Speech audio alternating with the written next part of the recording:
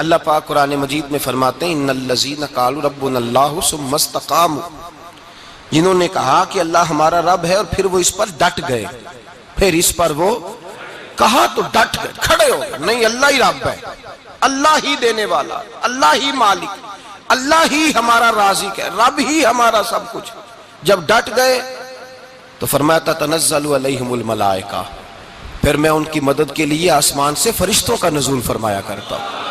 فرشتے کیا کہتے ہیں؟ اللہ تخافوا ولا تحزنوا، غم نہ کرنا، خوف نہ کھانا، وابشروا بالجنۃ التی کنتم توعدون، ہم تو تمہیں اللہ تبارک و تعالیٰ کی اس جنت کی خوشخبری دینے آئے ہیں جس کا رب نے تمہارے ساتھ وعدہ کیا ہوا ہے۔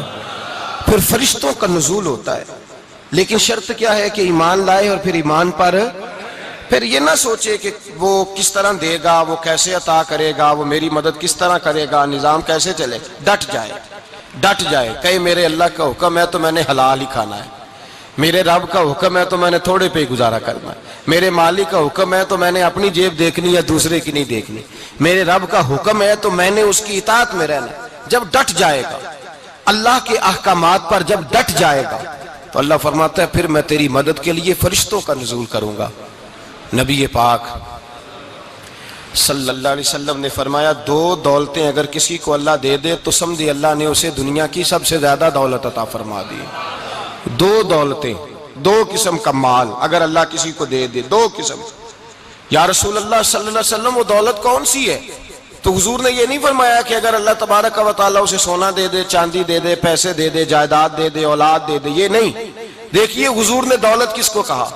نبی پاک فرماتے ہیں دو قسم کا سرمایہ جس کو ملا اسے کائنات کی ہر نعمت مل گئی، اور حضور نے فرمایا میں اپنے غلاموں کو نصیحت کرتا ہوں یہ دو دولتیں ایسی ہیں جو اللہ سے مانگا کریں، صبح و شام رب کریم سے ان دو پیسوں کا، سرمایے کا، اس خزانے کا سوال کریں، یہ مل گئے تو تمہیں ہر شے مل گئی۔ یا رسول اللہ وہ کون کون سی چیزیں ہیں؟ فرمایا ایک جس شخص کو اللہ نے معاف کرنے کی دولت عطا کر دی، جو معاف کرنے لگ گیا، جس کی طبیعت میں درگزر آ گیا، جو معاف کرنے لگا، غلطیاں معاف کرنے لگا، جس کو ایک دولت یہ مل گئی۔ اور دوسرا میرے مصطفیٰ نے فرمایا جسے اللہ نے یقین کی دولت عطا فرما دی، جس کو یہ دو دولتیں مل جائیں، ایک درگزر کرنا، دوسرا رب رسول پہ یقین کامل رکھنا، اسے کائنات کی ہر شے مل گئی۔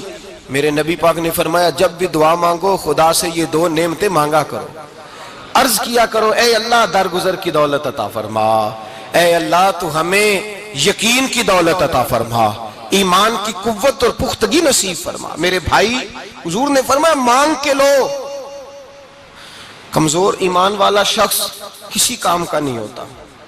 جس آدمی کے ذہن میں شک کا بیج ایک دفعہ جنم لیتا ہے وہ آدمی تو غلام سے بدتر ہے، بے کیف سجدہ، روٹھی روٹھی سی عبادت، اس کی زندگی کیفیات سے خالی ہے۔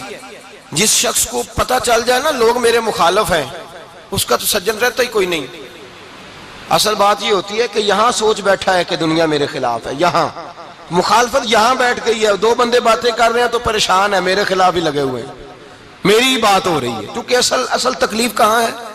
اور اگر یہاں یقین کامل ہو گیا نا کہ سارے مجھ سے پیار ہی کرتے ہیں، تو پھر دو بندوں کو بات کرتا دیکھیں گے تو یہی سوچے گا میری تعریفیں کر رہے تھے، کہہ رہے تھے کیا ہی بات ہے اس کی۔ او بھائی یاد رکھیں، یہاں اپنے آپ کو اطمینان دیں، یقین کی دولت دیں، قرار کی دولت دیں، سکون کی دولت دیں، یقین، اطمینان۔ اگر آپ کو ایمان اور یقین حاصل ہو تو پھر دعا کریں اللہ اس پر استقامت عطا فرمائے، پھر اس پہ ڈٹ جائے۔ نبی پاک صلی اللہ علیہ وسلم نے فرمایا میں اس بات کا خوف نہیں کرتا کہ میری امت کمزور ہو جائے گی، اس بات کا ڈر نہیں کہ پیسے ختم ہو جائیں گے، نہ یہ خوف ہے کہ بھوکی مرے گی۔ حضور کس بات کا خوف ہے؟